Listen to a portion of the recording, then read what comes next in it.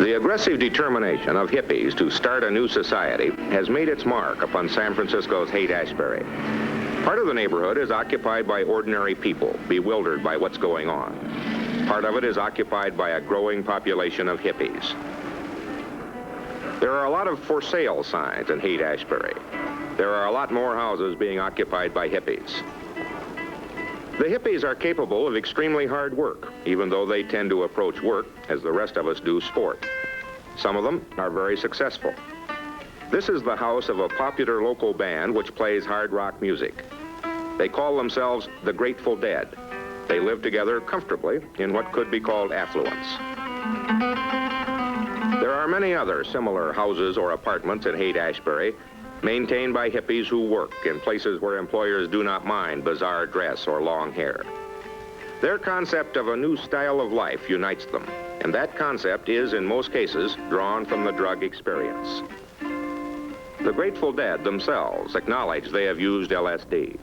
Warren Wallace asked them what they thought the hippie movement was trying to accomplish. What we're thinking about is a peaceful planet. We're not thinking about anything else. We're not thinking about any kind of power. We're not thinking about any of those kind of struggles. We're not thinking about revolution or war or any of that. That's not what we want. Nobody wants to get hurt. Nobody wants to hurt anybody.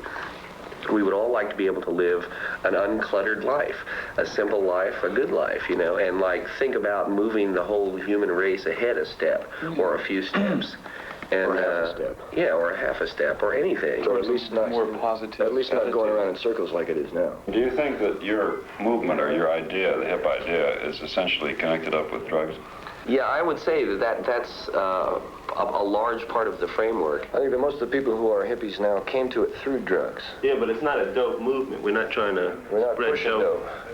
I think, personally, that the more people turn on, the better world it's going to be. We were talking before about a way of being, and one of the ways of achieving that being is through drugs.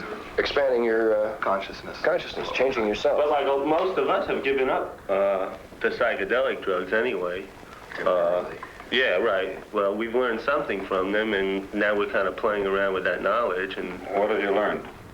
Well, it's you can point out the example that the people that live in the community and you know, play around with dope and stuff like that, they don't have wars, you know, and they don't have a lot of problems that the larger society has. In essence, the scene has grown up with us, and we have grown up with the scene. We've all grown up together, and we feel more like children than ever. Right. Because we know what we're trying to do. We're trying to grow up. The tragedy is that growing up is a process that medical opinion regards as being inhibited by LSD. The acid rock bands of San Francisco play in large halls like this.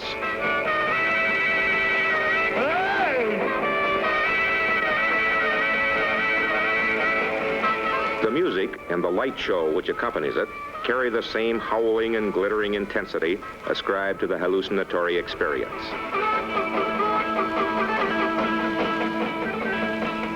Most of the faces you see are young. No liquor is served. Drugs are, of course, officially banned.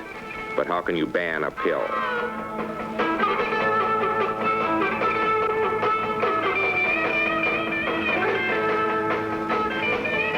Flickering strobe lights accentuate the sense of unreality, of having blown your mind. It may seem, all of it, highly exciting, a pleasurable trip into Wonderland, until one begins to wonder about destinations.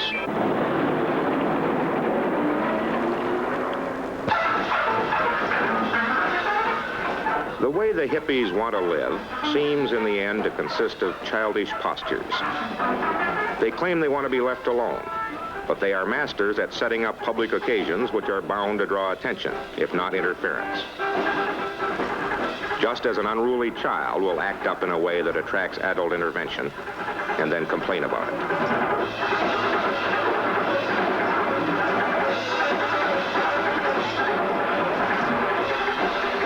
Nearly every Sunday, there is some such event.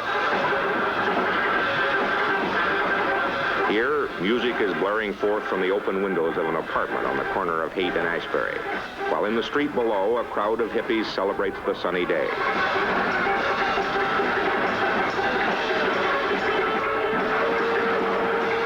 Traffic stops.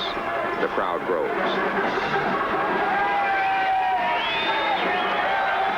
Finally, the police roll in with paddy wagons and nightsticks.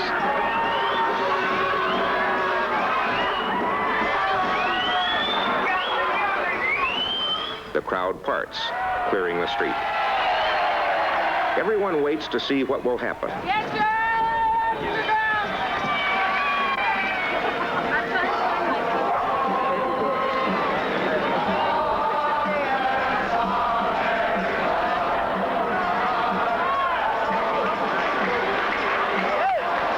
Today, there is no violence, and there's a reason for this.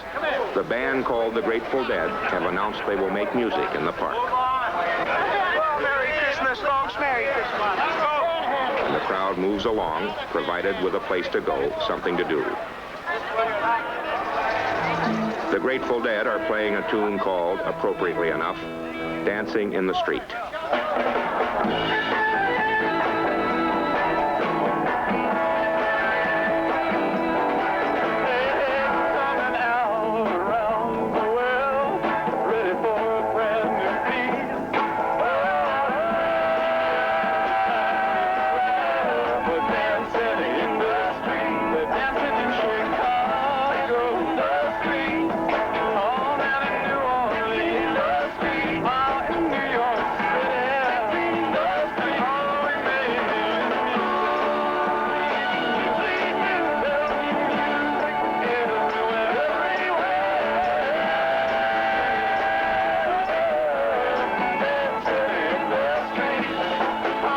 Most of these people are young.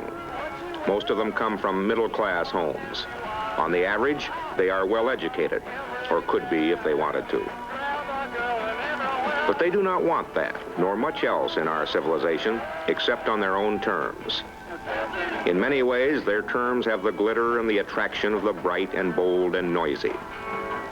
It appears to be style without content.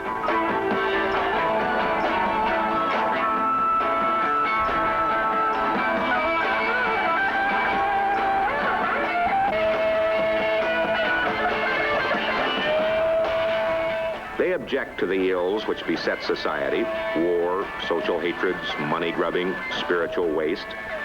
But their remedy is to withdraw into private satisfactions.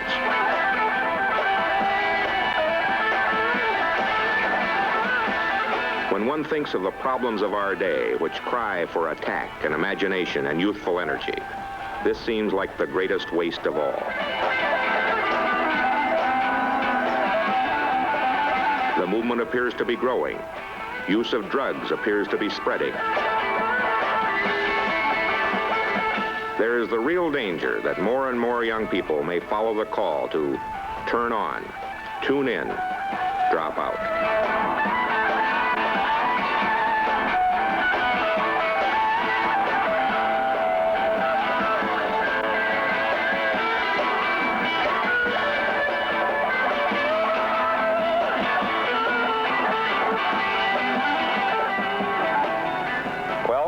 There are the hippies. They make you uncomfortable because there is obviously something wrong with the world they never made if it leads them to these grotesqueries. But granting the faults of society, you can say three things about them. They, at their best, are trying for a kind of group sainthood, and saints running in groups are likely to be ludicrous. They depend on hallucination for their philosophy. This is not a new idea, and it has never worked. And finally, they offer a spurious attraction to the young, a corruption of the idea of innocence. Nothing in the world is as appealing as real innocence, but it is, by definition, a quality of childhood. People who can grow beards and make love are supposed to move from innocence to wisdom. This is Harry Reasoner.